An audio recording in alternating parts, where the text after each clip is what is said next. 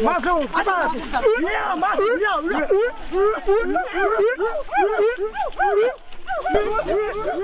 Kayu besi rawa sepanjang 17 meter ini disiapkan untuk membuat salib. Melihat panjangnya, timbul pertanyaan, siapakah yang akan disalib? Siapapun itu, pasti sesuatu yang lebih besar dari mereka. Tapi Frankie Woro, Casimilus Awe, dan warga suku Auyu di Papua Selatan ini tak akan melukai siapapun. Mereka memakai salib ini sebagai tanda perlawanan.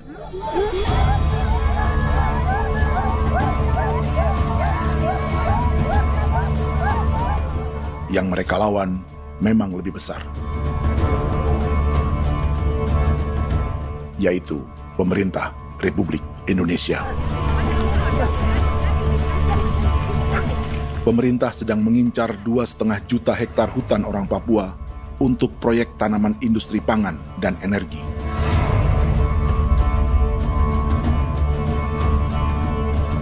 Ratusan kilometer dari salib orang-orang Auyu itu, orang Muyu sedang menyiapkan gerakannya sendiri. Tapi kali ini dalam bentuk sebuah pesta. Pesta yang disiapkan oleh marga Kimco Jinipjo selama 10 tahun.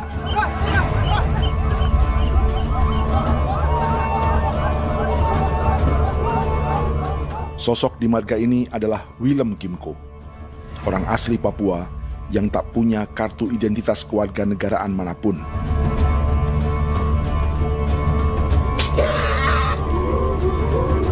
Pesta adat ini sudah cukup langka. Tak hanya di Papua, bahkan di kawasan Pasifik dan peradaban Melanesia. Awalnya bayarnya kalau pernah. Itu nih hati kau kuda kerem bipnuka, dan kita ya kati kau kerem barang dipo. Kau memang ambil kau kuning. Ada gagasan dan gerakan sosial di balik pesta orang-orang Muyu ini, sama dengan gerakan salib merah yang dimulai orang-orang Auyu. Salib ini akan menjadi yang terbesar dari 1.800 salib merah yang telah ditancapkan berbagai suku di Papua Selatan dalam 10 tahun terakhir. Ribuan salib merah yang dipadukan dengan palang adat adalah tanda larangan yang menyatukan unsur-unsur adat dan agama. Kami percaya bahwa kalau memang kami sudah tidak mampu untuk menyelesaikan persoalan ini, dalam hal ini perusahaan tidak bisa masuk, berarti kami minta bantuan kepada nenek moyang dan Tuhan.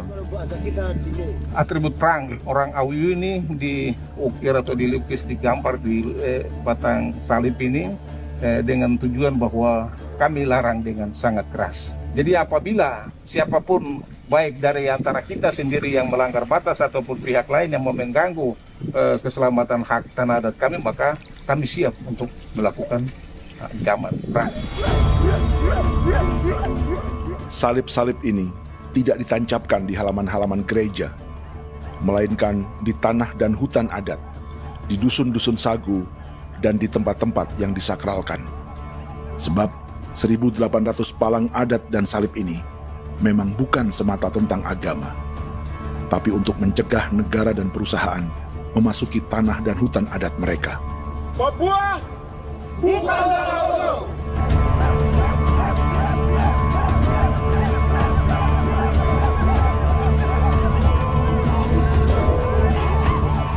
Di zaman TikTok ini, kami ingin menceritakan semua ini lewat film yang pendek.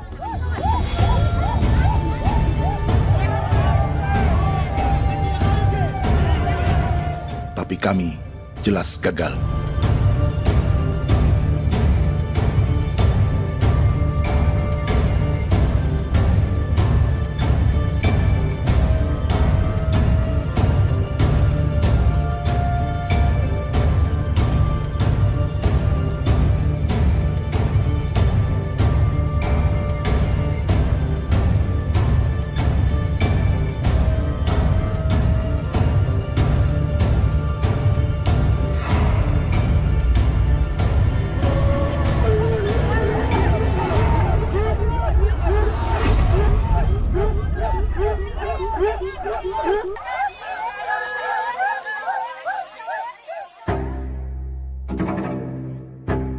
Di planet ini, ada 5 pemilik hutan hujan tropis terluas yang tersisa.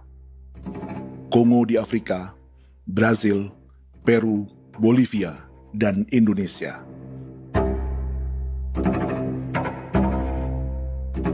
Di Indonesia, satu-satunya pulau yang hutannya masih terjaga adalah Papua, pulau terbesar kedua di dunia setelah Greenland. Lewat sejarah kolonialisme yang panjang, pulau ini kini dikuasai 2 negara. Bagian barat oleh Indonesia yang juga dikenal sebagai West Papua, dan bagian timur menjadi Papua Nugini. Dan tepat di perbatasan ini, di bagian Indonesia, sedang terjadi proyek pemusnahan hutan terbesar di dunia.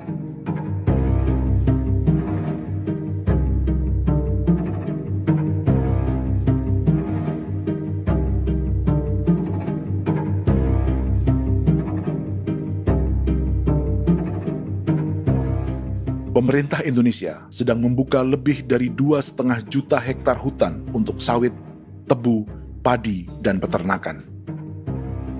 Ini disebut proyek strategis nasional untuk lumbung pangan dan energi yang jadi ambisi 3 presiden. Bagian terbesar direncanakan untuk mencetak sawah seluas 1,3 juta hektar. Lalu bagian lain akan ditanami tebu seluas 560.000 hektar untuk gula dan bioetanol. Setiap liter bensin di Indonesia akan dicampur bioetanol 10% atau E10. Ada 10 perusahaan di proyek ini, dan semuanya dimiliki oleh 1 keluarga saja. Berikutnya, ada areal sawit seluas 400.000 hektar untuk biodiesel. Targetnya mencampur 50% solar dengan minyak sawit atau B50. Dan terakhir, pemerintah akan membuka peternakan seluas 380.000 hektar. Jadi, apa yang salah dengan proyek pangan dan energi ini? 5 orang Papua dalam film ini akan menjawabnya.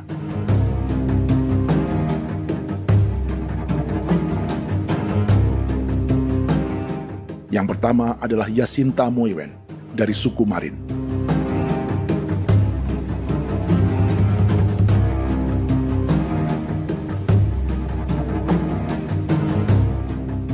Yasinta dan warga di distrik Ilwayap di Merauke sudah menjadi korban. Hutan dan rawa sebagai sumber pangan dan ekonominya telah dihancurkan. Jalan sepanjang 135 km sedang dibuat, dan di kiri kanannya akan dicetak 1 juta hektar sawah. Mereka sulit menolak atau melawan. Salib sudah digeser, masih datang lagi dengan senjata mereka nih. Karena proyek ini juga dijaga tentara. Macam-macam senjatanya.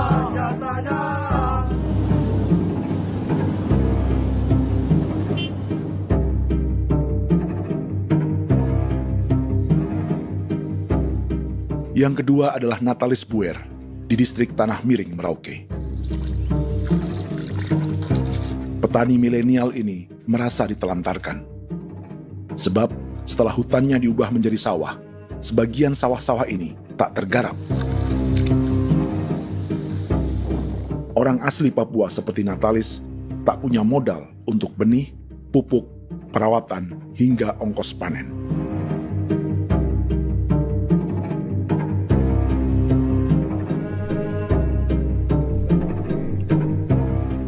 Orang ketiga adalah Vincent Kuipalo dari suku Yenan di distrik Jagebob, Merauke.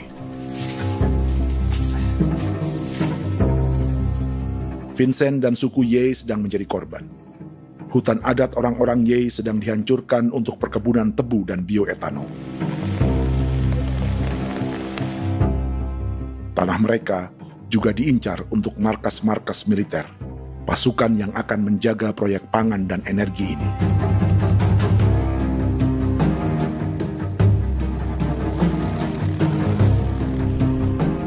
Yang keempat adalah Frankie Woro dari suku Auyu di distrik Fofi, Kabupaten Bovendigul. Hutan dan tanah mereka terancam perluasan perkebunan sawit untuk campuran biodiesel atau B50.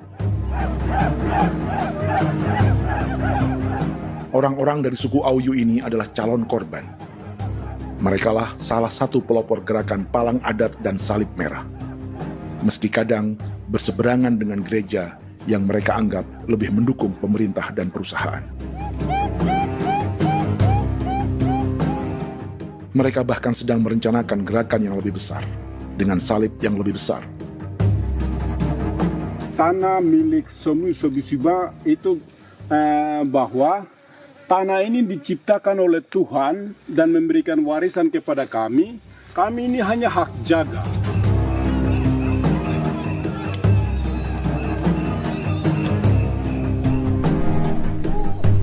Sosok kelima adalah Willem Kimco dari suku Muyu di Bovendigul.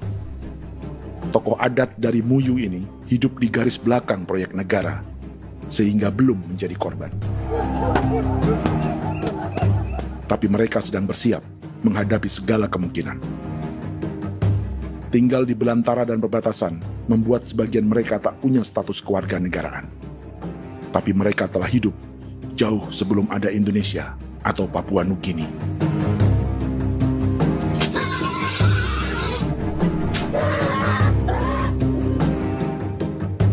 Kelimanya mewakili jutaan orang asli Papua yang sedang terancam eksistensinya. Jika kita merasa kepunahan peradaban Neanderthal di Eropa, Aztec dan Inca di Amerika, atau aborigin di Australia adalah sejarah masa lalu, film ini menceritakan bagaimana pemusnahan sebuah bangsa dan kepunahan sebuah peradaban sedang terjadi di masa hidup kita. Kepunahan bukan karena kerusakan lingkungan dan ruang hidup semata, juga karena dihantam 60 tahun operasi militer.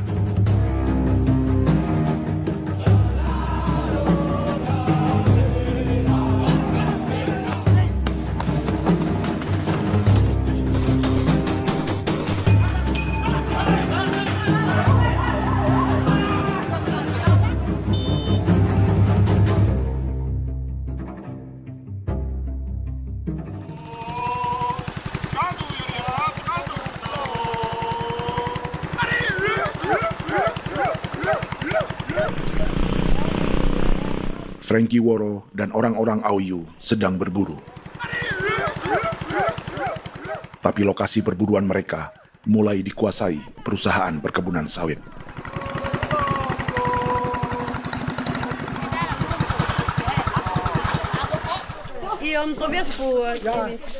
Kita akan menuju arah ke Inabusu. Di sana kami akan masuk di wilayah konsesi perusahaan PT Indo Asiana Lestari, dan di situ ya ada survei-survei mereka yang mereka pernah lakukan, tapi juga kami ada lakukan tanda-tanda saksi di sana.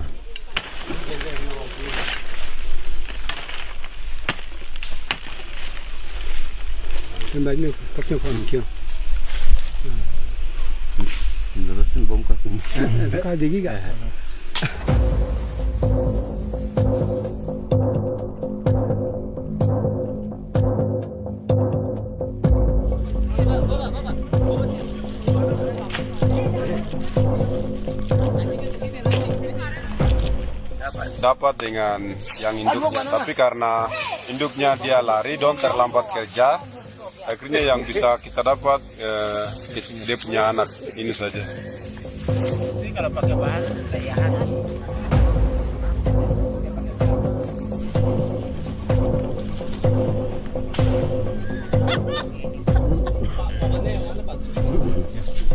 Pohon ini pohon bitanggur, dia punya kayu ini kita biasa gunakan untuk kerja perahu, dan juga kulit depu getanya itu kita pakai untuk kerja ini, panah-panah ini lem, jadikan lem ini, panah-panah. Hutan ini adalah supermarket bagi suku Auyu. Juga lumbung pangan atau bank untuk menyimpan deposito kekayaan alam. Hutan juga tempat yang penuh dengan sejarah suku, situs budaya, dan tempat-tempat sakral. Inilah yang sedang mereka pertahankan dari incaran pemerintah dan perusahaan. Untuk semua alasan ini, mereka menancapkan ribuan salib merah.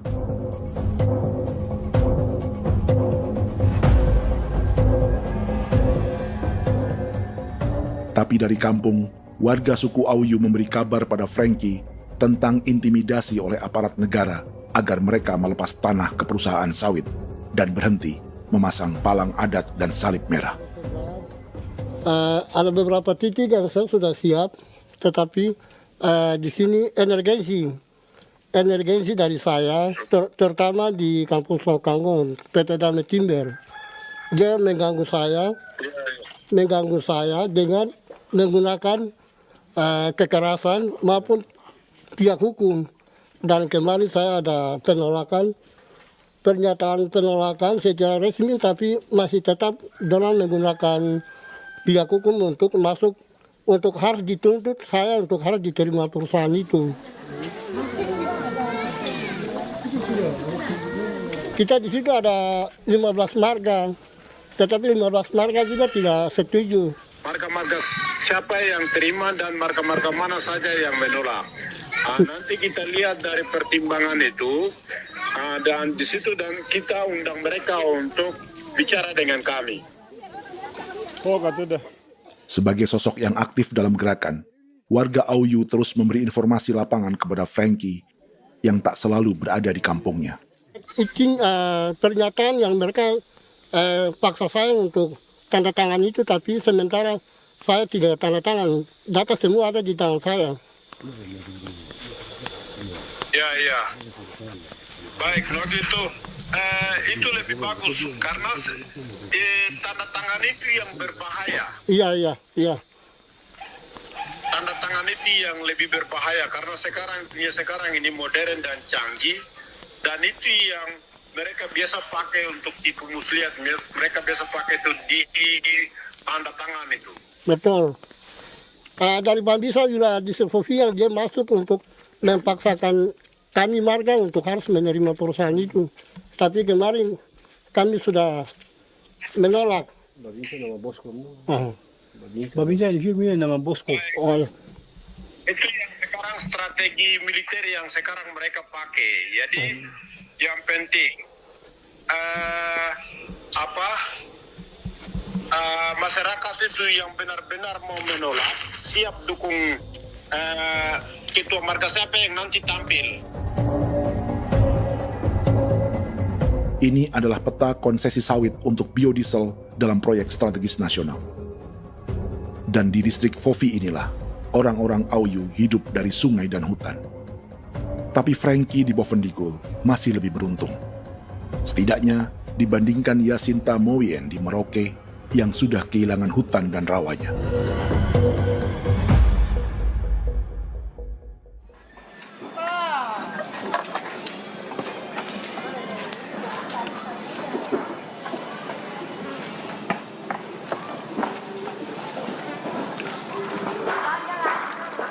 Yasinta dari suku Marin adalah petani sayur di Kampung Wanam, distrik Ilwayap, Merauke. Memanfaatkan lahan yang ada, ia berkebun dan menjual hasilnya ke pasar kampung. Ini ekonomi warga di Wanam untuk menghasilkan uang, lalu memberi barang kebutuhan yang tak bisa mereka produksi sendiri. Tapi kehidupan sebenarnya ditopang oleh ekosistem hutan dan rawa. Inilah sumber pangan utama dan peradaban mereka.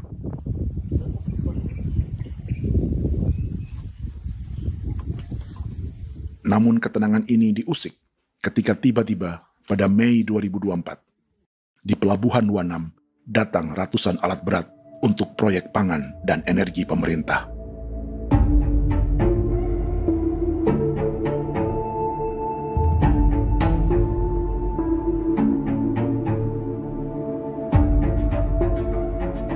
Kami masyarakat setempat kami tidak tahu. Kami kaget pagi-pagi kapal sudah ada di pelabuhan kami.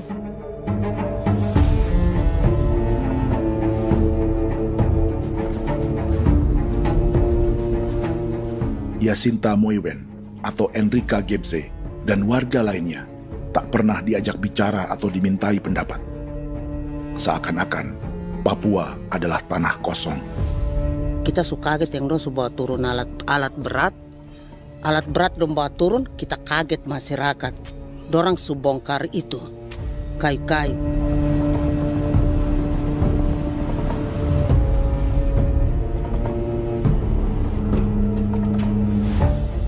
Bersamaan dengan alat-alat berat itu, juga berdatangan tentara Indonesia untuk mengawal proyek pembukaan hutan milik Jacinta.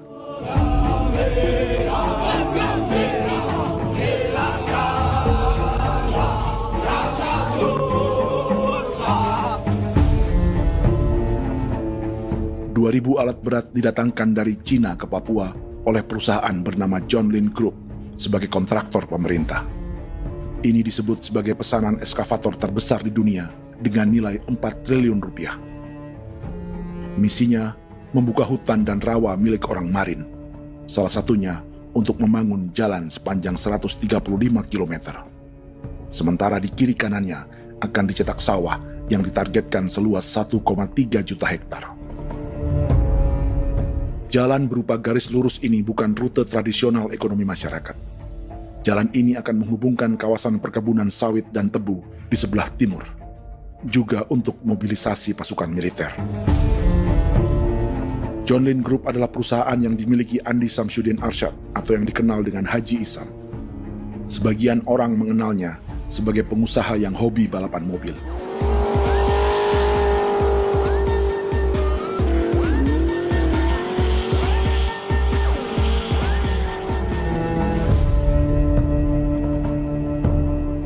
Tapi di Kalimantan, ia berbisnis batu bara, perkebunan sawit, pengolahan karet, penerbangan, perkapalan, dan biodiesel. John Lin Group kini juga menjadi pemilik perkebunan tebu dan pabrik gula terbesar di Indonesia. Sayapnya melebar dari Kalimantan hingga ke Bombana, Sulawesi Tenggara. Perkebunan tebu, pabrik gula, dan industri bioetanol inilah yang juga sedang dikembangkan di Papua. Foto ini adalah momen ketika Isam bersama kerabatnya, Menteri Pertanian Amran Sulaiman dan Menteri Pertahanan Syafri Samsudin meluncurkan program biodiesel atau B50 di Kalimantan Selatan. B50 artinya setiap 1 liter solar, 50%-nya akan dicampur minyak sawit. Perusahaannya, PT John Lin Agroraya, menjadi salah satu pemainnya.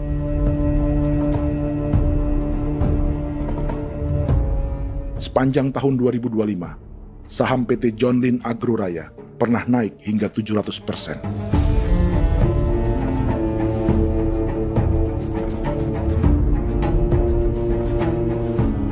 Perusahaan sawitnya yang lain, PT Pradiksi Gunatama, sahamnya bahkan pernah naik 4.000% hanya dalam 1 tahun. Dari harga saham ini saja, nilai kekayaan keluarga Isam diperkirakan mencapai 100 triliun rupiah lebih, menjadikannya salah satu keluarga terkaya di Indonesia dan salah satu pemain penting industri bioenergi. Dan di Papua Selatan inilah sebagian sawit-sawit untuk mendukung program B50 akan ditanam. Inilah tanah orang-orang Wambon, Muyu, Marin, Yei, atau Auyu seperti Frankie Ward.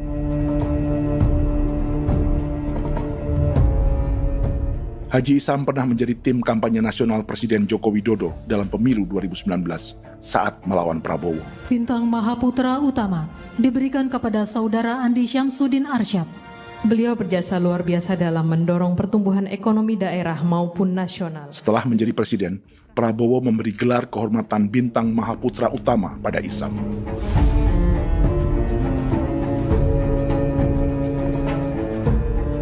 Sejumlah menteri Prabowo, juga kerabat dan orang-orang yang pernah bekerja di perusahaan Isam.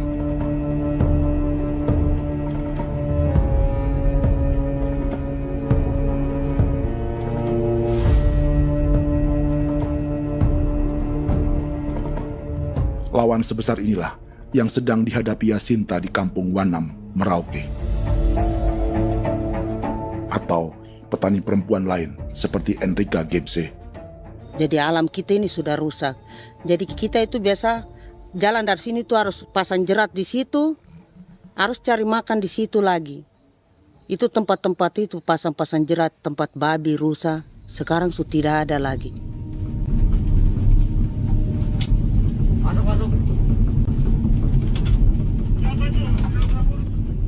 Rekaman ini memberi gambaran bagaimana Kasuari kehilangan rumah di bekas hutan dan rawa.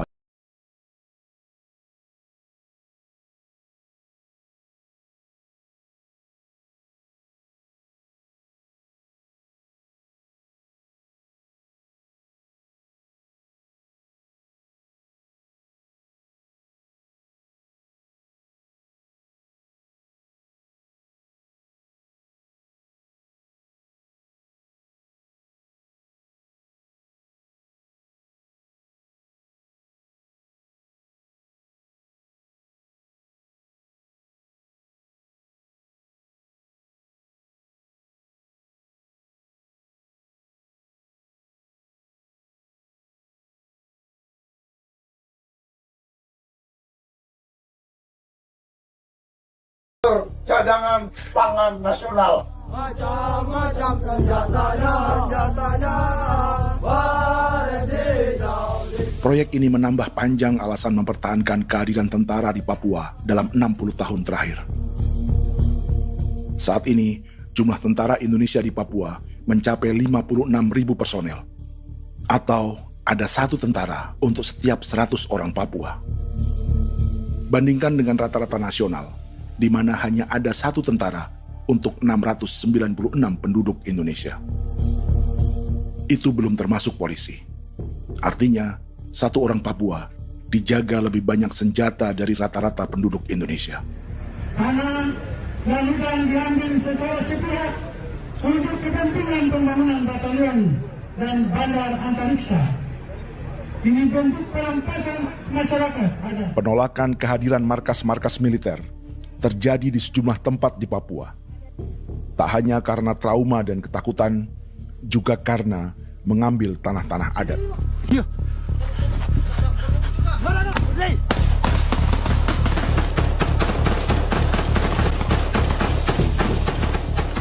Salah satu alasan mengapa militer terus ditambah di Papua, karena masih ada perlawanan dari Organisasi Papua Merdeka atau OPM selama 50 tahun terakhir.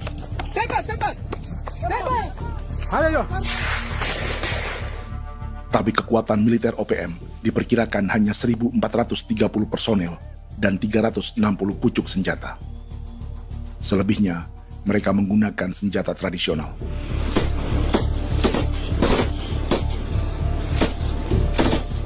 Dengan demikian, kekuatan tentara dan polisi di Papua 58 kali lebih besar dari gerilyawan Organisasi Papua Merdeka.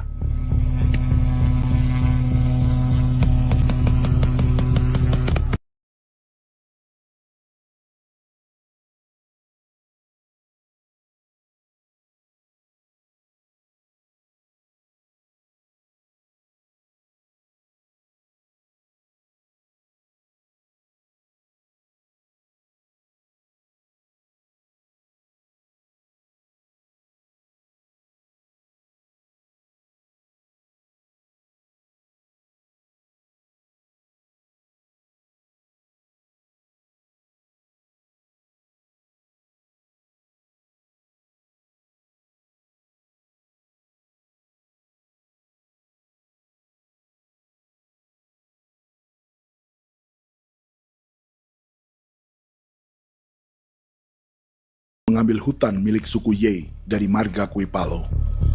Tapi dorong datang tanam ini saja di sini, tanam papan nama ini. Victor Kuipalo menunjukkan apa yang terjadi. Jadi kita juga kaget ini. Nah, kalau ini papan nama ini memang ini papan nama ditanam tapi bukan haknya mereka yang ini. Ini hak kami di sini, hak dusun kami, marga Kuipalo yang punya hak dusun ini. Setelah memasang patok, alat berat mulai bekerja untuk membangun markas militer di tanah orang Ye.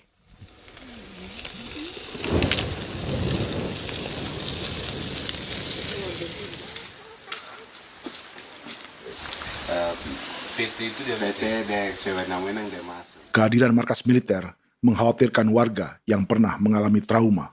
Takut kenapa? Kalau macam yang awal macam sekarang bu kampung hidup ini kan aman. Terus kenapa harus didirikan korem di sini?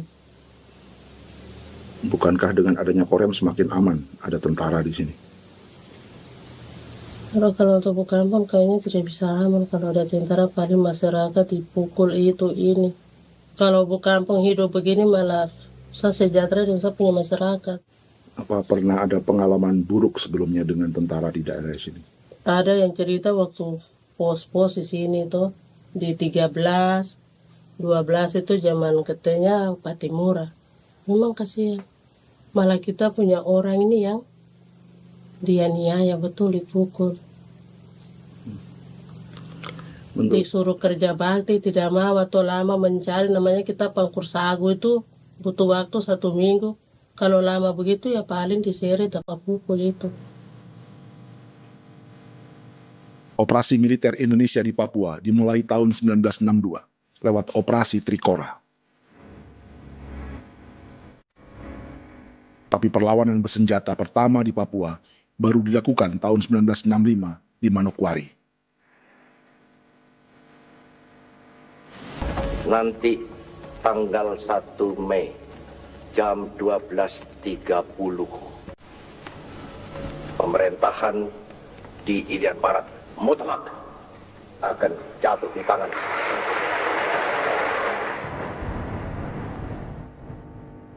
Sejak itu, selama 60 tahun, operasi militer untuk menaklukkan Papua terus dilakukan. Salah satu operasi militer paling berdarah adalah Operasi Wibawa untuk memenangkan Indonesia dalam jajak pendapat tahun 1969. 643 orang tewas di Paniai. Lalu disusul 4.146 korban tewas antara tahun 1977 hingga 1978.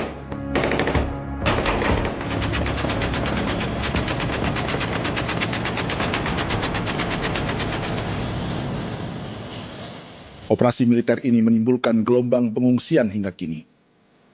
Dewan Gereja Papua mencatat 103.000 orang menjadi pengungsi pada tahun 2025 dan nyaris tak diberitakan media-media Jakarta.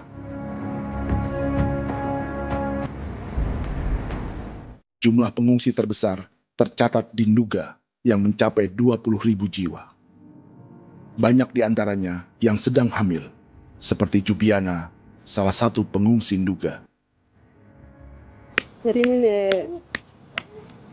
O tagarik musika gi be muguru kumbur selare di namen wane gosem bigari me tegirik munene an nimbo misle bok selare ne wam dak yak lek prak de oi gore bangal no so ndak lo yo nandam yanet ndang no yat de nanen di ko nerwa membri wal marwa tegirik munene wa tri ngel no semana o ngal siya kaya berkumpit nyak masalah orena me wo suluk rina men wani ko semane kuman nak wani ndemo ko ndak misalina men bre ko ko nak no semane ne be minit waru da kana bi ni dige war de mino pragit de laina bulan Maret April yana mana kantan barang ne lire na bam ne Jubiana lalu menamai anaknya Pengungsi Kogoya. Selain Jubiana, juga ada Emma dari Maibrat yang melahirkan di hutan. Sampai di kampung gini, katanya bilang ada tentara yang bangun jembatan. Dan capek itu juga pun masih tahan. Kembali lagi ke hutan lagi. Itu sampai sejatuh di tengah jalan. Orang sampai terbanting di kayu semuanya. Berasa sakit begitu. Melengkapnya tuh Domika Serli, pengungsi Wako. Masyarakat sipil dari Kampung Aitrem sementara mengungsi karena kampungnya sementara dikuasai oleh TNI Polri. Seratusan ribu pengungsi di Papua saat ini jauh melampaui jumlah yang mengungsi ke Papua Nugini tahun 1984, yaitu 10.000 orang karena menghindari operasi militer.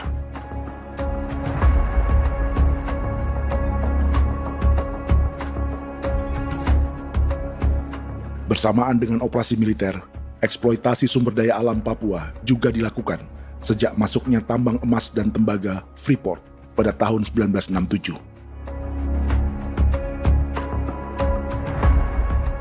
Disusul perkebunan sawit awal tahun 1980-an. Lalu ada perburuan buaya untuk diambil kulitnya. Sebelumnya, ada eksploitasi gas alam di Teluk Bintuni, pencarian besar-besaran kayu gaharu, atau pembukaan hutan tanaman industri.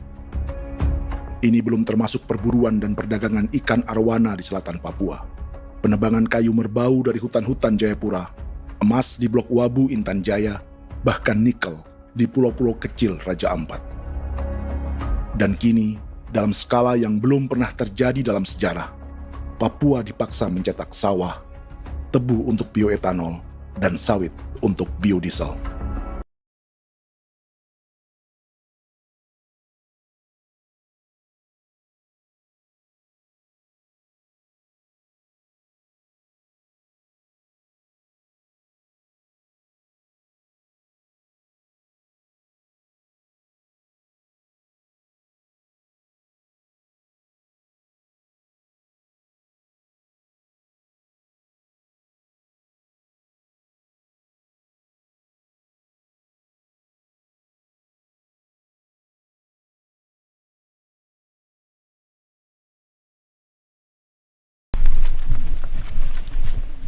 Inilah yang sedang menimpa keluarga Vincent dan Victor Kuipalo di Merauke. Hutan mereka diambil untuk markas militer dan industri perkebunan, PT Murni Nusantara Mandiri. 1 dari 10 perusahaan yang diberi konsesi untuk menanam tebu dan memproduksi gula serta bioetanol seluas 52.000 hektar.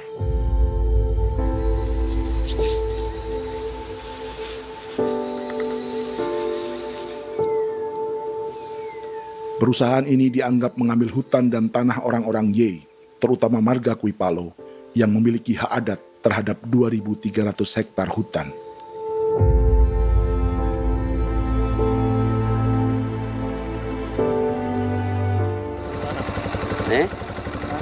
Tentara? Tentara. Oh iya, tentara.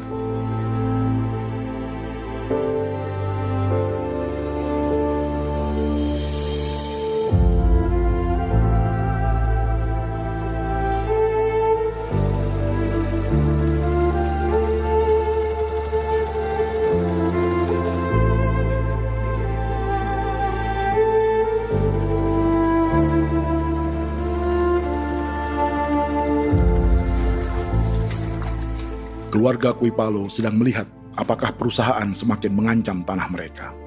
Dan kekhawatiran itu terbukti. Iya, makanya tadi saya bilang ini dari sini saja dekat ini sudah masuk di dalam ujung lapang ini. Ini hutan, yang ini hutan yang orang ada bongkar sekarang ini. Ini sudah punya alat sudah dekat ini. Dekat sekali ini. Ini sini. Nacau, kelapa itu yang jalan lama, jalan setapak ini. Dari udara, terlihat alat-alat berat semakin mendekati tanah orang-orang Ye, marga Kuipalo.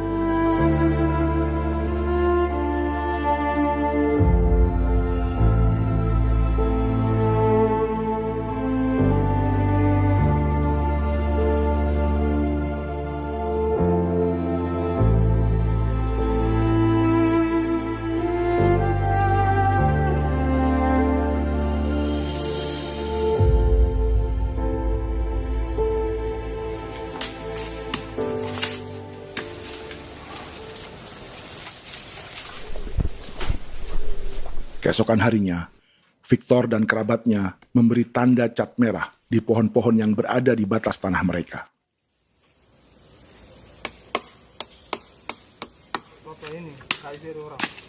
Tapi tanda peringatan adat ini tak diindahkan perusahaan.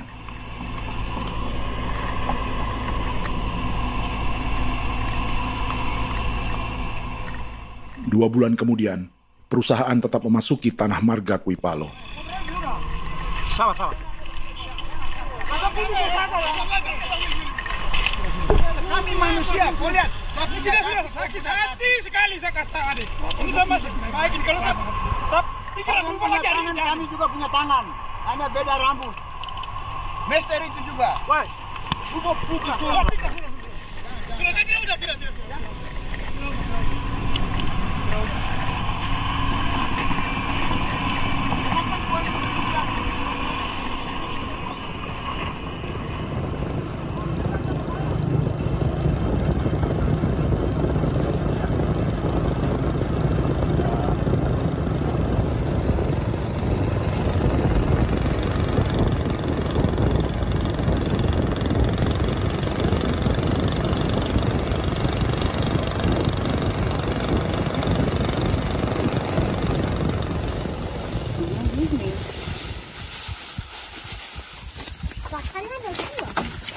di sini.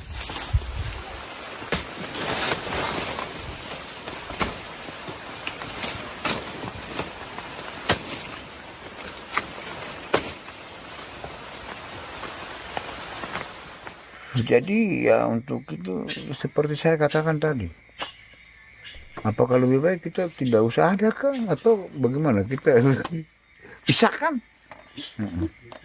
pisahkah dari negara ini kah? Jangankan tuh, saya kemarin bicara sama Daniel, datang sama saya dengan persoalan Kodam ini, saya bilang Pak Daniel kalau lebih baik saya ngungsi ke Papua Nugini. Dia bilang, aduh Bapak jangan begitu. Ya memang, kalau tidak bisa menghargai kami, lebih baik pilihan yang itu yang saya memilih. Lebih baik saya pindah dari sini. Saya mengungsi ke Papua Nugini, di negara tetangga. Masih di laut. Apa? Oh, ini. Karena saya bilang sama Kapolsek Pak, Agustus ini, 17 Agustus saya tidak kasih naik bendera merah putih. Saya bendera ada, nanti saya taruh di meja. Bendera saya ada. Karena saya punya pikiran percuma kita ini merasa bahwa kita hidup di bawah naungan merah putih. Ternyata merah putih tidak lindungi kami. Tidak anggap kami sebagai kami rakyatnya. Dia lambang negara. Dan kami menghargai lambang negara itu. Ternyata lambang negara ini, kita bernaung di bawah lambang negara ini, kita tidak dilindungi. Hak kita tidak dihargai.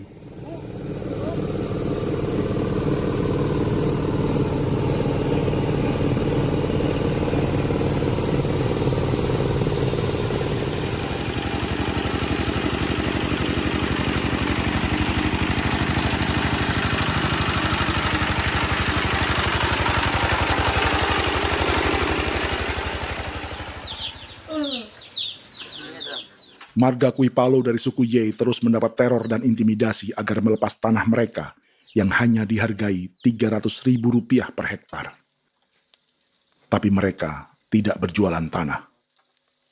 Makanya mama itu tidak suka untuk lepas tanah. Untuk apa? Baru di dalam hutan itu ada obat-obat tradisi.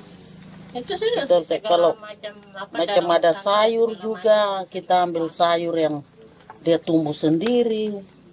Jadi kita ini mau kemana, kalau itu sudah digusur, ya habis. Kita ini jadi penonton. Jangan sampai kita ini duduk minta di jalan. Jadi kita tidak mau seperti itu. Makanya tanah itu kita tidak melepas. Tapi mungkin orang lain tuh dia senang saja. Lebih baik saya pegang uang merah dulu. Saya bisa beli-beli itu ini. Nanti datang uang sudah habis, gembel, mau cari kemana lagi, hutan sudah habis, mau makan ikan di mana, kali sudah hancur. Seperti Yasinta di Wanam, suara dan gerakan kaum perempuan Papua sangat nyaring dan tak bisa diabaikan.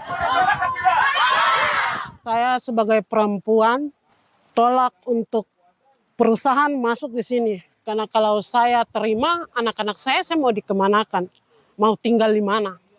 Apapun yang terjadi saya tetap tolak. Demi tanah ini, saya akan berjuang. Demi saya punya anak-anak. Yang katanya mengutamakan anak Papua, nyatanya yang kerja kebanyakan ya orang-orang Jawa. Dan sendiri orang Jawa, tapi bukan mau bicara yang tidak-tidak. Memang kenyataannya seperti orang-orang Papua itu diterbelakangkan, kurang diutamakan, gitu.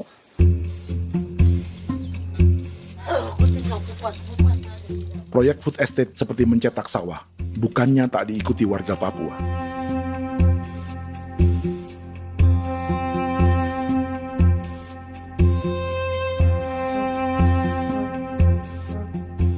Salah satunya Natalis Buer di distrik Tanah Miring, Merauke.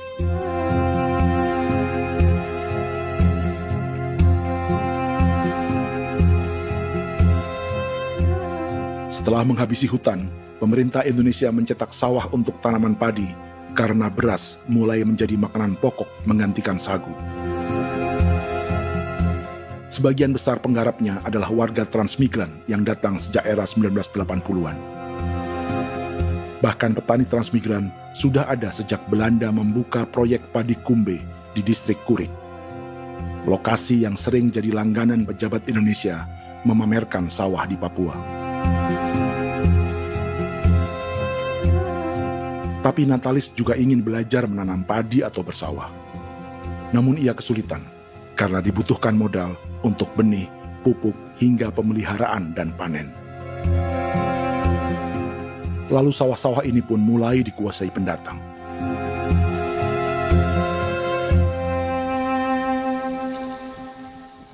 Tapi sejauh ini di kampung kami ini yang saya lihat memang ada kelompok kami punya di sini yang sudah tergabung dalam Gapoktan, kemudian masuk dalam optimalisasi lahan. Tapi menurut saya anak asli yang punya lahan di sini. Mereka tidak punya. Pemerintah dalam hal ini adalah Kementerian Pertanian bersama-sama Kementerian Pertahanan yang dalam hal ini pada garis di bawahnya adalah TNI Angkatan Darat, memberikan support yang maksimal kepada masyarakat khususnya di Merauke dalam rangka. Saya kemarin habis 9 juta. 9 juta ya? Iya, 9 juta karena dia sudah tidak dipakai toh. Ya. Dia sudah... Perempuan Papua seperti Filomina juga mau bertani. Pemerintah memberi bantuan Rp900.000 per hektar lewat program optimalisasi lahan atau OPLAH. Tapi dibanding biaya produksi dan harga jual gabah, Filomina mengaku berkali-kali rugi dan kini memutuskan tak lagi menggarap sawahnya. Terus kita harus cari uang untuk kombek. Betul. Karung kita beli. Karung beri sendiri lagi. Tenda kita beli. Ini dari yang offline ini don tidak siapkan. Tidak ada. Tidak ada ya, jadi mama don sendiri. Itu yang saya udah bilang, 900.000. Itu modal untuk? Oh, untuk kerja sawah ini. Mulai dari kerja sampai nanti panen. Panen. Wih, ngeri sekali. Iya, lucu toh? Tidak dapat itu. Betul, Mam. Kalau disuruh tanam ubi berhektar-hektar, mari datang. Kita tahu cara rawatnya bagaimana, iya. Tanamnya bagaimana, tanam model bagaimana supaya hasilnya model begitu. Kita tahu. Kalau yang ini kan kita baru belajar. Sebagian hutan milik warga Senayu di Merauke sudah dibuka untuk sawah dan kebun tebu oleh PT Global Papua Abadi. Proyek pertanian ini dikerjakan oleh Kodim Merauke. Mereka melepas sebagian tanah karena ingin belajar bertani. Saya punya nenek moyang tidak ajar saya tanam padi. Tapi saya mau berubah.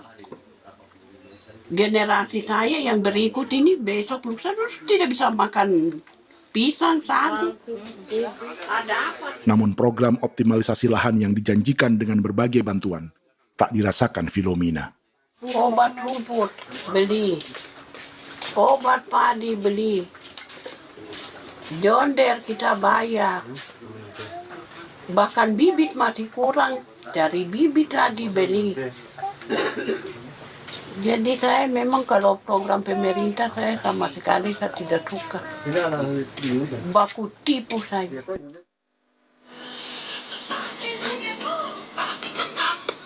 Mereka merasa ditinggalkan sendiri, jatuh bangun belajar bertani padi. Sementara sumber pangan dan air yang semula mudah didapat, kini telah berganti sawah dan kebun tebu. Dulu kita masih bisa jalan, nanti masak di kali, pakai air kali. Minum pakai air kali. Sekarang, kok mau masak? Tidak ada air. Air ada susu, mau minum tidak bisa. Sudah dengan obat. Don semprot tebu itu saja drone. Drone yang semprot. Saya lihat di itu. Jadi kita bukan drone yang terbang di atas untuk disemprot. Dong lempar pupuk di bawah ya dia mengalir ke tali. Mengalir ke tali ke rawa-rawa.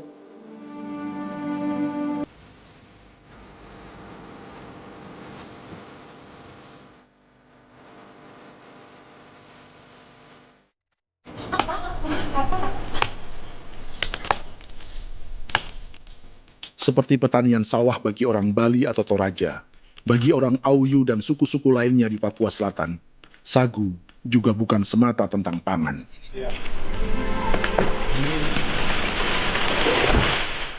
Bagi orang Auyu dan Marin, sagu adalah kerabat, sosok orang tua, sosok nenek moyang yang harus dijaga dan dilindungi. Lagi bikin apa mama ini mama? Pakai toko itu sagu.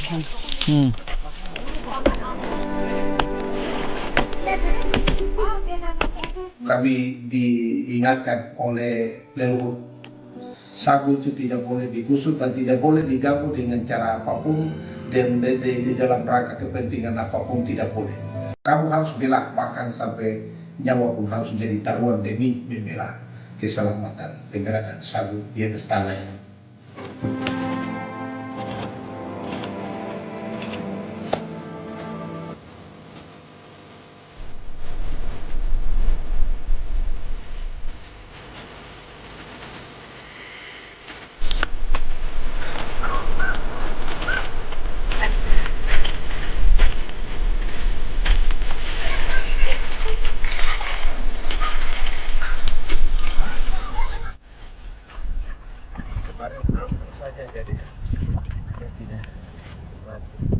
Menurut Natalis, pemerintah di Jakarta mendefinisikan lumbung pangan semata urusan beras dan mencetak sawah.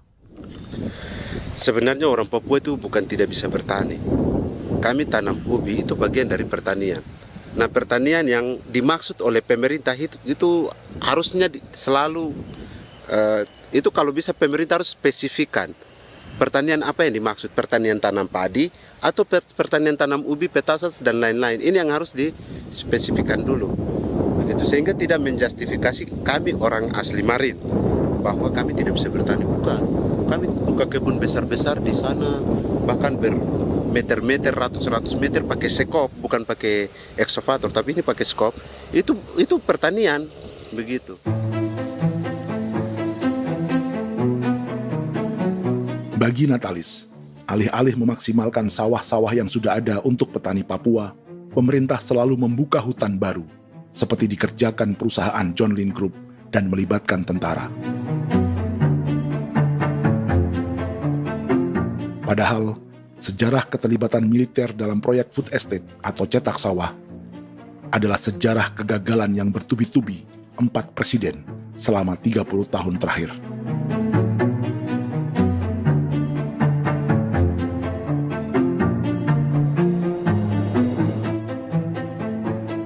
Papua bukan yang pertama menjadi proyek lumbung pangan yang melibatkan tentara. Kalimantan telah menjadi korban 30 tahun sebelumnya.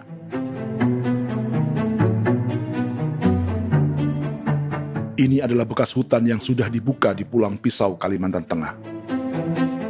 Tahun 1996, di era Presiden Jenderal Soeharto, ia menghabisi 1 juta hutan di lahan gambut untuk mencetak sawah demi memenuhi ambisi swasembada beras, bukan swasembada pangan. Hutan tropis Kalimantan dihabisi dalam skala yang belum pernah terjadi dalam sejarah. Di bawah rezim militeristik, tak ada yang berani melawan keinginan Soeharto, termasuk orang Dayak seperti Kuneng. Nggak bisa dihalangi itu. Nggak boleh dihalangi. Ya kalau ada kata-kata aja menghalangi, sudah kita diseret ke kepolisian dulu. Atau bisa langsung di PKI-kan. Iya, di PKI-kan gitulah. Jadi kita tuh nggak berani apa-apa dulu tuh. Ya. Apa maunya aja. Misal bilangnya A. Setahun setelah pengundulan hutan skala besar itu, tahun 1997, untuk pertama kalinya Kalimantan mengalami kebakaran lahan dan kabut asap terbesar dalam sejarah.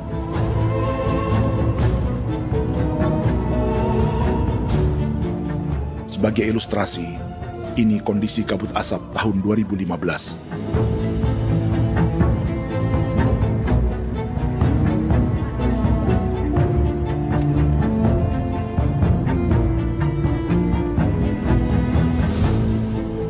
Proyek 1 juta hektar sawah Jenderal Soeharto itu gagal. Bendungan dan saluran irigasi mangkrak hingga kini. Mei 1998, rezim Soeharto tumbang. 2 tahun setelah ia menumbangkan jutaan hektar pohon di Kalimantan. Setiap tahun, lokasi ini menyumbang kebakaran dan kabut asap yang merugikan jutaan orang. Sawah yang berhasil di Kalimantan justru bukan sawah yang dibangun Jenderal Soeharto, melainkan yang dirintis para transmigran sejak era 1980-an. Sawah-sawah inilah yang ikut digarap oleh militer di era Presiden Joko Widodo. Dan hasil dari proyek food estate Presiden Jokowi itu sama sekali jong nih, nggak ada harapan lagi sudah seperti ini. Tapi Jokowi terus memperluas area food estate hingga 16.000 hektar. Presiden Jokowi juga menyerahkan urusan lumbung pangan ini kepada Prabowo yang saat itu menjadi Menteri Pertahanan. Salah satunya di Kabupaten Gunung Mas, Kalimantan Tengah, untuk membuka perkebunan singkong seluas 31.000 hektar. Food Estate Singkong Jenderal Prabowo ini dimulai dengan membuka 600 hektar hutan di Tawai Baru. Proyek singkong untuk bioetanol ini pun dijaga tentara. Dan seperti Jenderal Soeharto, proyek Jenderal Prabowo ini pun gagal.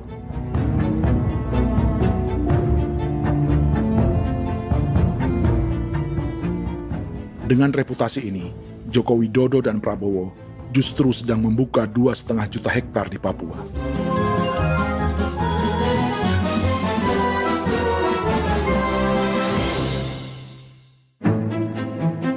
Setelah Jenderal Soeharto, Presiden Jenderal Susilo Bambang Yudhoyono juga mencoba membuka food estate di Papua sejak tahun 2010.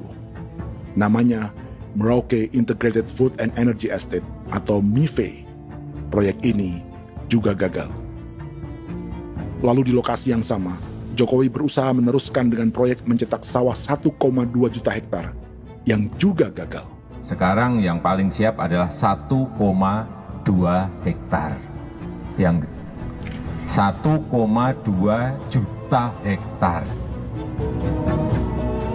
Dan kini, Prabowo yang pernah gagal dengan 600 hektar singkong di Kalimantan justru akan mengulangi di Papua dengan skala 2,5 juta hektar.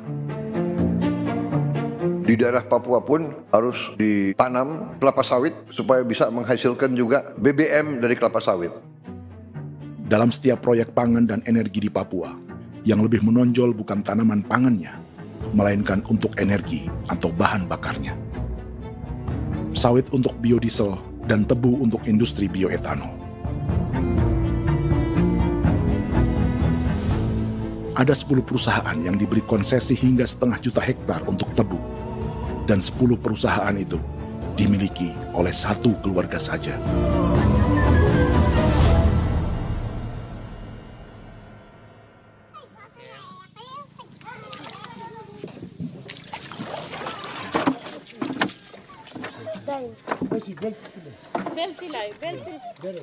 Para perempuan Auyu di Bovendigul akan berangkat memancing.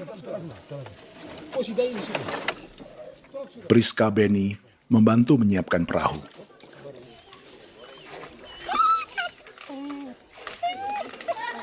Mereka akan mengumpulkan bahan pangan di hutan untuk persiapan acara penancapan salib merah berikutnya.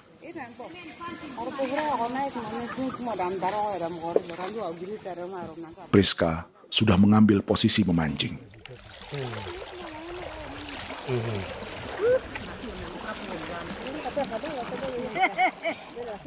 1.800 salib merah telah dipasang di wilayah adat berbagai suku di Papua Selatan untuk menghalau perusahaan sawit dan tebu.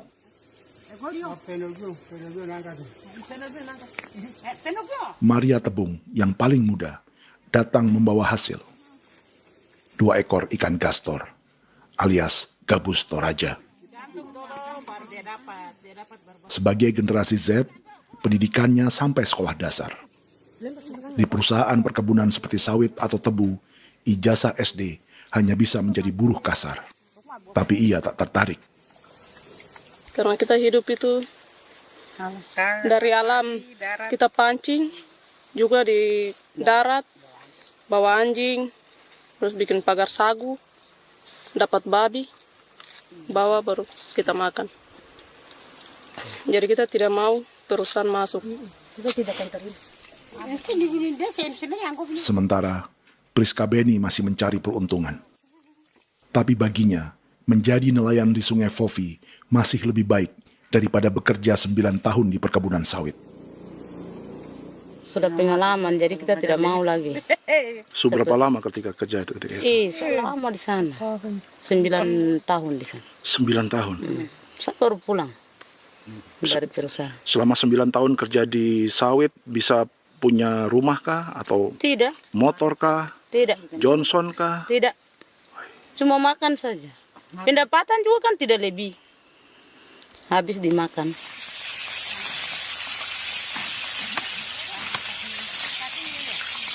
Satu minggu libur berapa hari? Tidak libur. Minggu tetap kerja? Tetap kerja. Tidak bisa ke gereja? Hari Minggu kerja. Hari Minggu juga kerja. Dia tidak mengenal agama perusahaan itu. Di grup perusahaan sawit Korindo, Priska digaji 2 juta rupiah per bulan dan tinggal di mes karyawan. Tapi gaji itu dipotong bahan makanan atau BAMA rata-rata 1 juta rupiah setiap bulan. Korindo adalah grup perusahaan yang salah satu usahanya adalah hutan tanaman industri dan sawit di Bovendigul dan Merauke. Di Papua, mereka memakai bendera PT Tunas Sarwa Ema. Perusahaan ini pernah memberi bantuan pada Keuskupan Agung Merauke. Keuskupan Merauke belakangan mengeluarkan pernyataan mendukung proyek strategis nasional di Papua. Umat Katolik yang memprotes sikap gereja tersebut ditangkap polisi. Jadi selama 9 tahun tidak bisa nabung? Tidak. Makan saja. Makan saja. Makan saja. Menabung bagaimana? Keperluan banyak. Tidak sampai. Habis di anak-anak uang sekolah. Uang 1 juta itu mana sampai. Mau nabung juga tidak cukup. Sudah pengalaman, jadi kalau di sini perusahaan mau masuk tidak. Tidak.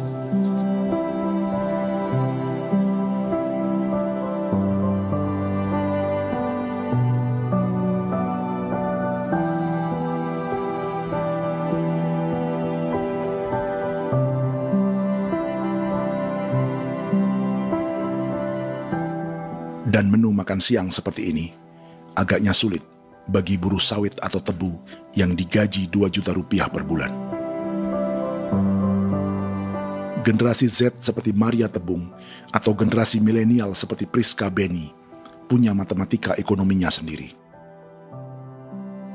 Sawit untuk biodiesel atau tebu untuk bioetanol tak akan ada bedanya bagi mereka.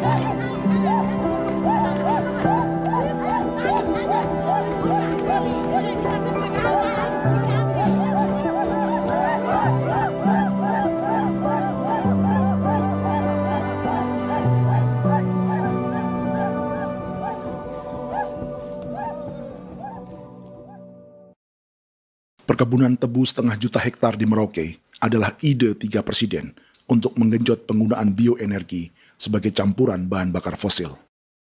Selain swasembada pangan, swasembada energi di daerah Papua pun harus ditanam kelapa sawit supaya bisa menghasilkan juga BBM dari kelapa sawit. Juga tebu menghasilkan etanol. Singkong, kasava juga untuk menghasilkan etanol. Bioetanol adalah bahan bakar nabati atau tumbuhan yang dapat dicampur dengan bensin. Sama dengan program biodiesel yang mencampur solar dengan minyak sawit. Pertamina saat ini sudah menjual BBM bioetanol dengan campuran 5% yang dipasarkan dengan merek Pertamax Green 95. Tapi pemerintah ingin menaikkan kadarnya menjadi 10% atau E10. Maka ke depan kita akan mendorong untuk ada E10. Kemarin malam sudah kami rapat dengan Bapak Presiden. Bapak Presiden sudah menyetujui untuk direncanakan mandatori 10% etanol. Idenya untuk mengurangi ketergantungan pada bahan bakar fosil yang diimpor dan menimbulkan polusi.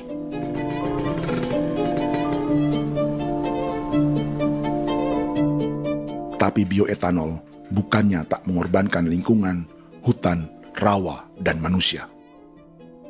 Karena program E10 membutuhkan 7,3 miliar liter bioetanol, maka lahan yang dibuka untuk menanam tebu bisa mencapai 1,3 juta hektar. Sementara saat ini, luas perkebunan tebu di Indonesia hanya 500 sampai 600 ribu hektar. Artinya, butuh lahan baru hingga 800 ribu hektar untuk menanam tebu. Dan 500 ribu hektar diantaranya sedang dibuka di Papua. Hutan yang tadinya untuk menumbuhkan pangan berubah jadi tanaman untuk bahan bakar di jalanan. Kecepatan pulihnya hutan beradu dengan jumlah dan kecepatan kendaraan di jalanan.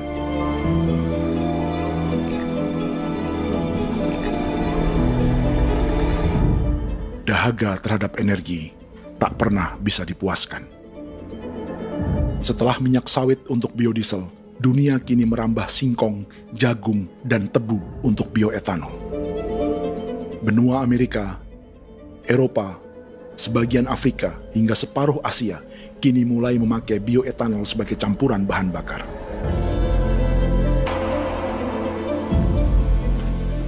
Selain perebutan lahan, masa depan dunia juga dibayangi semakin mahalnya harga pangan karena persaingan antara perut manusia dengan tangki kendaraan. Ini adalah lokasi perkebunan tebu dan bioetanol PT Murni Nusantara Mandiri yang mengancam tanah Vincent Quipalo dan orang-orang Ye di Merauke. Beberapa kilometer di selatan adalah PT Global Papua Abadi yang mengancam tanah orang-orang Muyu dan Marin. Dua perusahaan ini adalah bagian dari 10 perusahaan yang mendapat konsesi lahan untuk tebu dan bioetanol di Merauke. Batas konsesi mereka bahkan sama dengan batas negara Indonesia dengan Papua Nugini. Salah satu ciri bahwa peta konsesi ini dibuat di Jakarta dari atas meja. Sama seperti kolonial Inggris dan Belanda ketika mereka membagi Pulau Papua dengan garis lurus pada abad 19.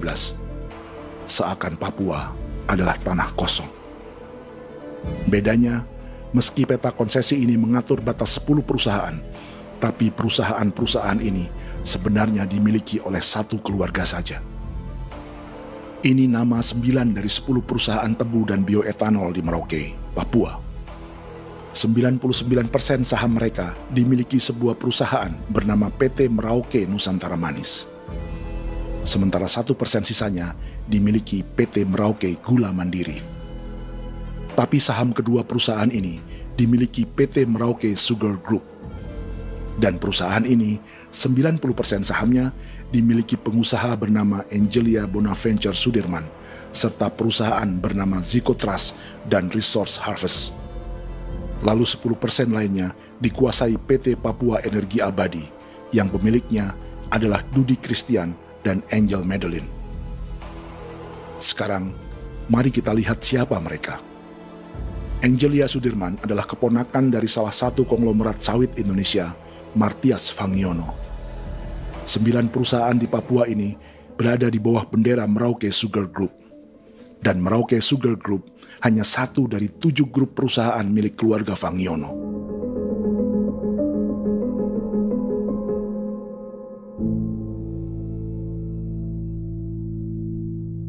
Ini Martias Fangiono. Seperti Haji Isam, Martias selama ini dikenal sebagai pengusaha sawit yang kini merambah bisnis tebu dan bioetanol. Ini momen saat penanaman perdana tebu di Merauke bersama Presiden Joko Widodo Juli 2024. Di sini juga ada anak Martias Fangiono, yaitu Wirastuti Fangiono. Wirastuti adalah salah satu yang menonjol dari keluarga Fangiono. Tahun 2025, Forbes mencatatnya sebagai konglomerat termuda dengan kekayaan 23 triliun rupiah yang mengendalikan 2 grup usaha, FAP Agri dan Surya Dumai Industri. Keduanya adalah perusahaan sawit dan biodiesel. Anak dan bapak ini adalah investor utama bagi Jokowi dan Prabowo untuk proyek tebu dan bioetanol di Papua. Sementara yang ini adalah Martua Sitorus, pemilik raksasa agribisnis dunia, Wilmar International, yang juga memegang konsesi sawit di Papua lewat berbagai perusahaan. Tapi Martua kini memakai bendera baru, yaitu KPN Corporation, atau Karunia Prima Nastari. KPN inilah yang memiliki kelindan bisnis dengan keluarga Fangiono untuk proyek tebu Merauke. Apalagi, grup Wilmar yang didirikannya juga pemain gula utama di Australia. Tahun 2010, Wilmar membeli 100% saham perusahaan gula terbesar Australia, Sucrogin. Akuisisi senilai 1,5 miliar dolar Amerika ini langsung menjadikan Wilmar pemain tebu terbesar kelima dunia. Sebagian bibit tebu yang ditanam di Merauke adalah varietas yang dikembangkan Lembaga Riset Gula Australia atau Sugar Research Australia. Sugar Research Australia lalu menjalin kontrak pengembangan bibit dengan PT Global Papua Abadi milik Fangiono. Tapi masalahnya, Sugar Research Australia adalah badan publik yang tugasnya memajukan petani tebu dan sebagian dananya berasal dari pajak warga Australia. Itu artinya, warga Australia membiayai pengembangan bibit tebu untuk investor dan pemerintah Indonesia. Dokumen ini menunjukkan bahwa lembaga yang dibiayai warga Australia itu pernah memiliki kontrak penyediaan bibit dengan PT Global Papua Abadi milik keluarga Fangiono. Kontrak itu baru berakhir pada November 2024. Artinya, saat Presiden Jokowi dan keluarga Fangiono menanam bibit tebu pada Juli 2024 ini, kontrak itu masih berlaku.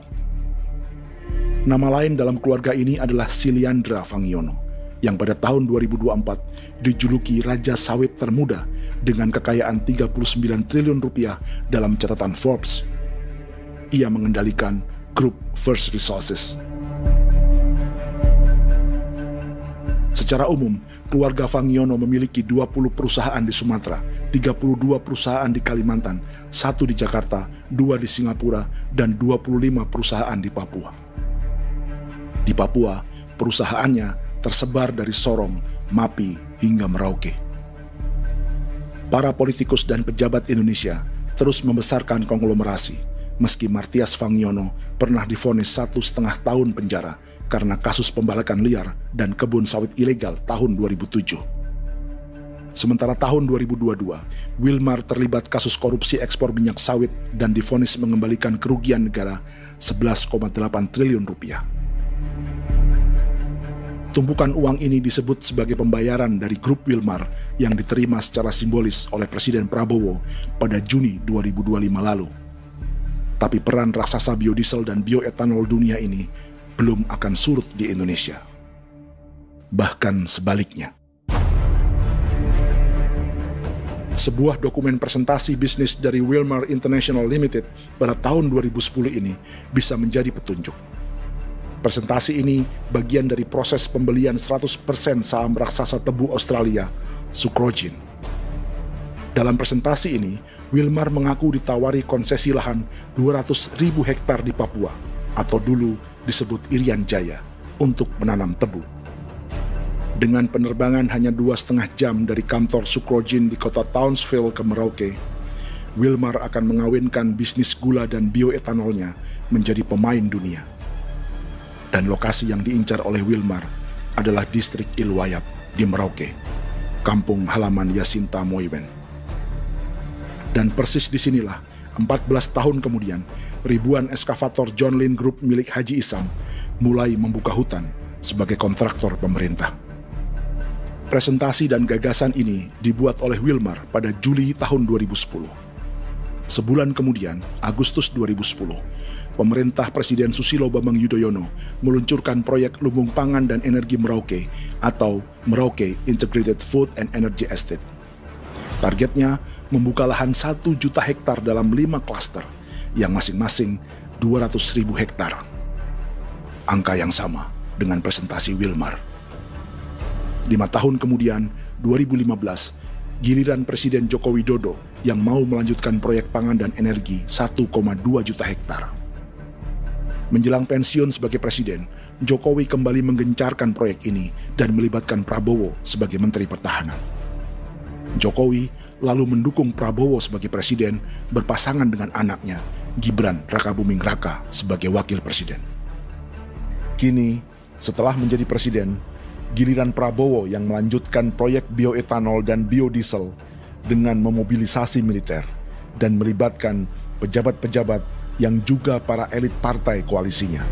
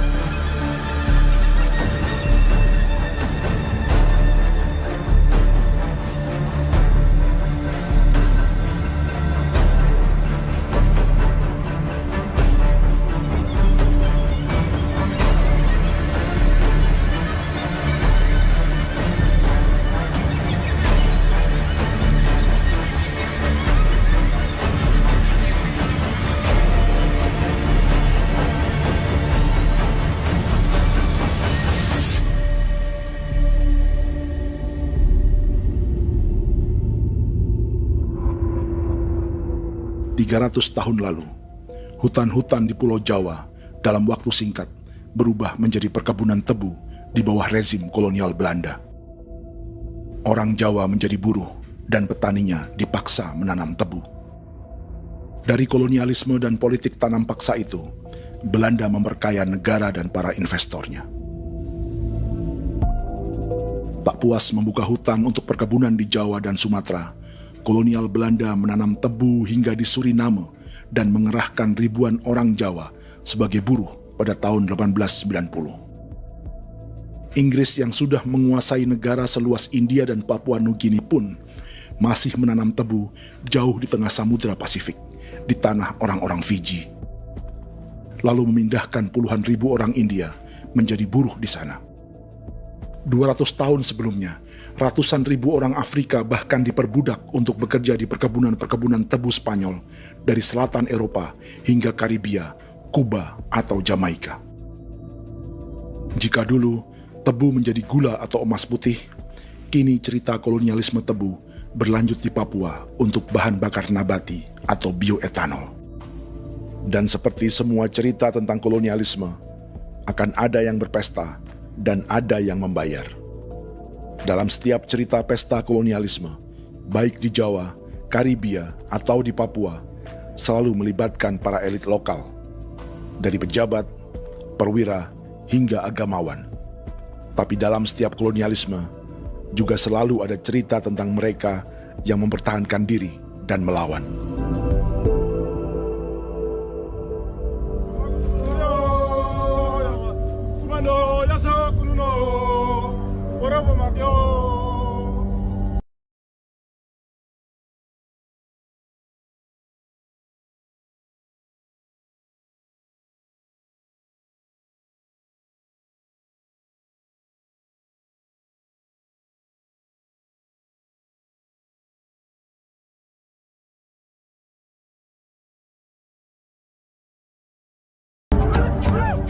Dalam sejarah Gereja Katolik banyak pemimpin-pemimpin yang adalah, tanda petik itu adalah Judas-Judas juga.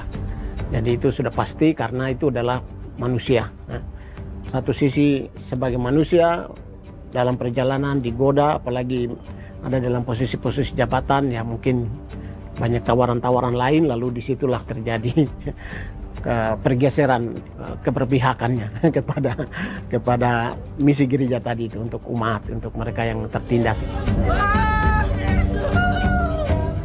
Orang kirim eksavator, orang kirim tentara, orang kirim polisi. Pukul kami bukan pencuri, kami tidak pernah mencuri orang barang. Kami tidak pernah menangis ke orang lain. Kami tidak pernah menangis ke kita bapak mama, kami menangis kepadamu. Tuhan kami lemah. Mesti datang dia kata ini hijau cikui ya. Orang datang ke bangsa kami, ke wilayah kami untuk kasih habis kami.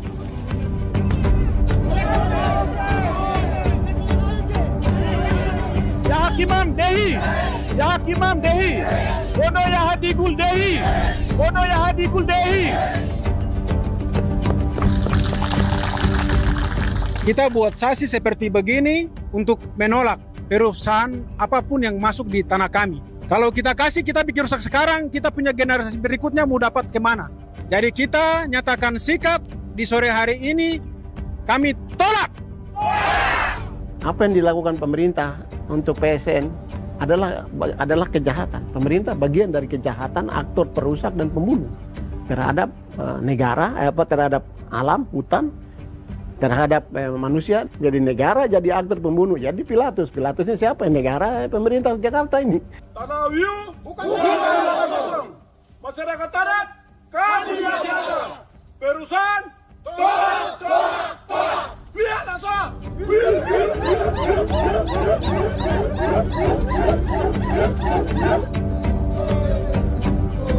Jika tanah adat dan hutan adat hilang, kami mau hidup di mana? Maka di sini saya mau bilang, negara jangan tipu-tipu kami lagi.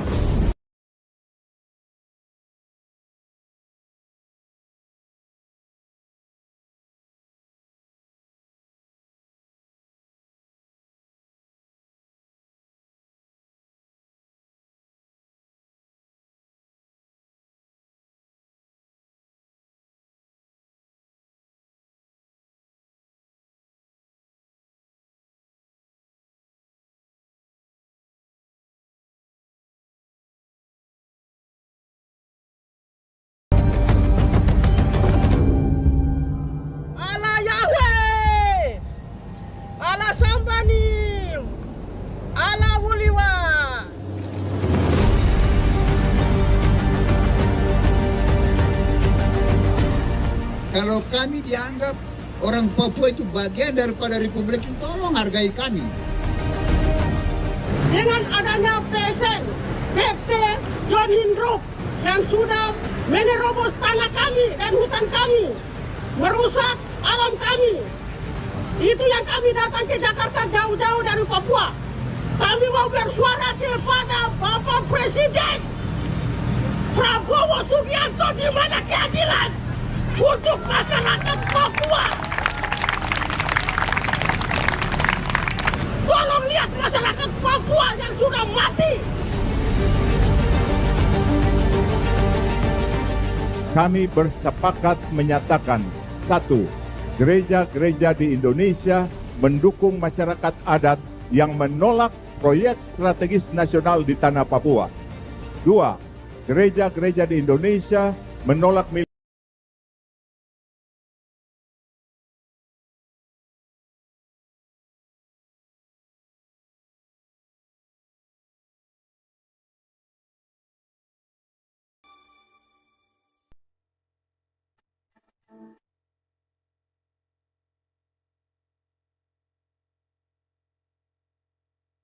Kita sering merasa banyak hal buruk sudah jadi cerita sejarah.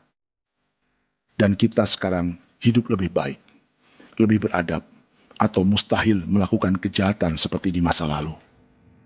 Kita tidak lagi menghukum mati orang dengan memenggal kepalanya.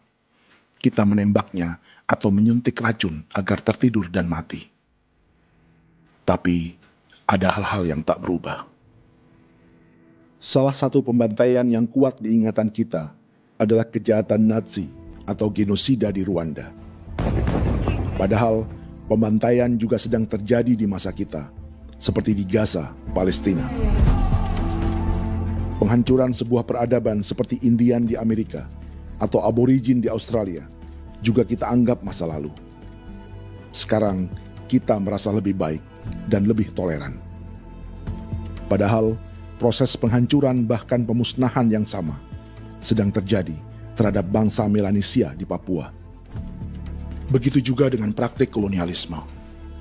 Kita merasa penjajahan seperti dilakukan Portugis, Inggris, atau Belanda sudah menjadi sejarah. Dan Indonesia tidak mungkin menjajah. Padahal itulah yang sedang terjadi dan dirasakan di Papua.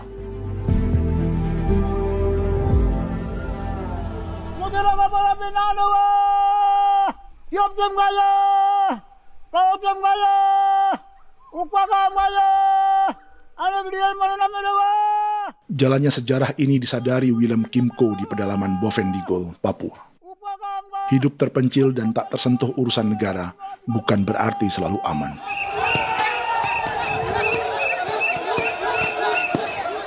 Untuk sampai di tempat ini, orang-orang Muyu menempuh 2 hari berjalan kaki mengarungi hutan, lembah, dan sungai.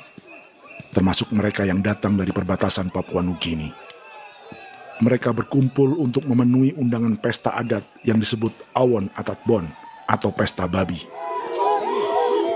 Yang mengundang adalah marga Kimco Jinipjo.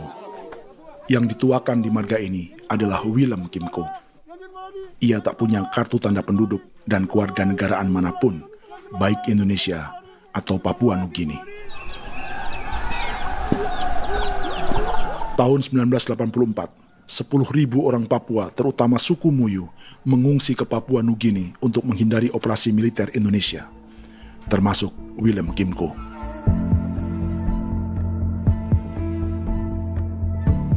Apa yang membuat pesta adat ini istimewa?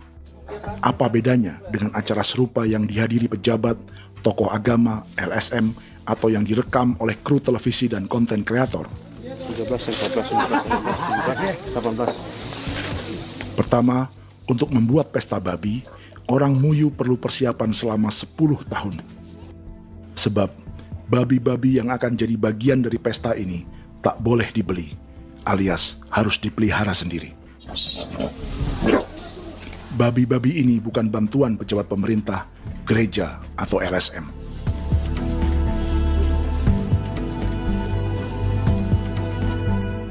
Yang kedua, babi-babi ini tidak dipelihara di kandang. Jadi punya nama babi ini kah? Harimau. Harimau? Harimau. Dia kulit dengan ini bulu di harimau, macam harimau begitu dia kasih nama harimau. Setelah diberi nama, mereka dilepas liarkan di hutan sejak kecil. 10 tahun kemudian, jika tiba saatnya pesta, para pemburu akan mencari mereka di dalam 479 hektar hutan milik marga Kimco. Suku atau marga lain tak akan mencurinya di hutan, karena mereka sudah punya babi dan wilayah masing-masing. Itu artinya, mereka harus tetap menjaga dan mempertahankan hutannya agar babi-babi bisa hidup. Demikian juga dengan lahan pangan mereka, yang menumbuhkan sagu, keladi, atau aneka sayuran.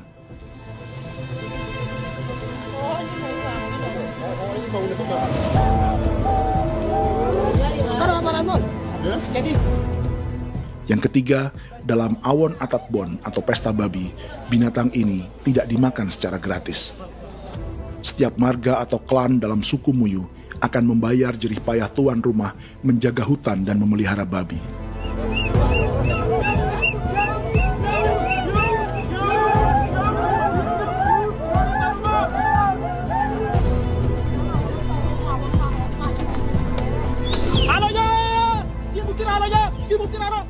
Ini seperti arisan untuk menjaga budaya dan lingkungan.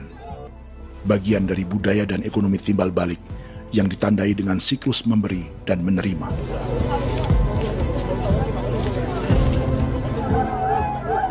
Ini juga cara orang Muyu membangun dan memperluas aliansi. Awon bet begul bet, ulan yau kando bet, asat bet anani, asat bet jenek liga anani, oh ado amten anani, menini tene jaga, kepo kemo ko di mana, kepo kemo mayat nih, kep tetek ko mayangol, kep kanin bet bene ke iftore ben, ne ben ne tene ke kadek me, oke, kepo nanti ku tok kemo, kepo ke pasak itu orang nih, kene man gini wane manjo, koko kati bolon jabeng, koko kuning bolon jabeng. Jika Willem Kimco dan marganya bisa menjaga hutan dan wilayahnya, marga lain ikut diuntungkan sebagai sebuah ekosistem. Demikian juga sebaliknya. Alasan keempat, mengapa pesta babi ini memiliki tempat khusus dalam peradaban orang Muyu, karena Willem Kim Ko khawatir peradaban mereka akan punah, menyusul ancaman terhadap ekosistem dan hutan. Setiap marga atau klan harus mengkonsolidasi diri dan membangun aliansi.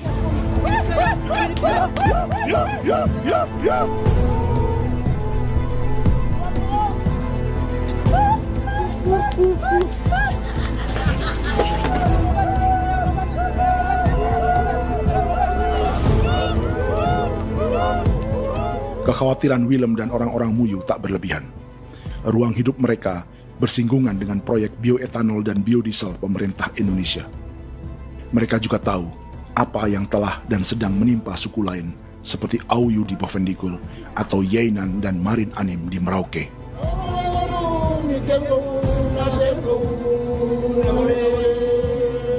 Jika suku-suku lain menggunakan palang adat dan salib merah sebagai gerakan perlawanan, orang-orang Muyu memakai pesta babi untuk mempersiapkan diri dan konsolidasi. Sebab, berbeda dengan saat mengungsi tahun 1984, kali ini yang datang ke tanah orang-orang Muyu tak hanya tentara, juga alat-alat berat bersama para pebisnis pangan dan energi. Malu,